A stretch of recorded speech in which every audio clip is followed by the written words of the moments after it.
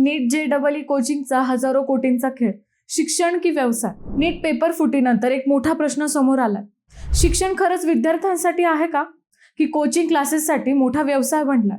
मंडळी, देशात नीट, JEE, UPSC सारख्या स्पर्धा परीक्षांमुळे कोचिंग इंडस्ट्री प्रचंड वेगाने वाढत आहे. दिल्ली, कोटा, पुणे, नागपूर पासून एक छोट्या शहरापर्यंत मोठमोठे क्लासेस उभे राहत आहेत. लाखो विद्यार्थ्यांना 100% सिलेक्शनची स्वप्न दाखवून कोट्यावधींची कमाई केली जात आहे. वैद्यकीय शिक्षणाच्या सुमारे 1 लाख जागांसाठी तब्बल 20 ते 22 लाख विद्यार्थी स्पर्धेत उतरतात. यातील बहुतांश विद्यार्थी कोचिंगवर अवलंबून असतात.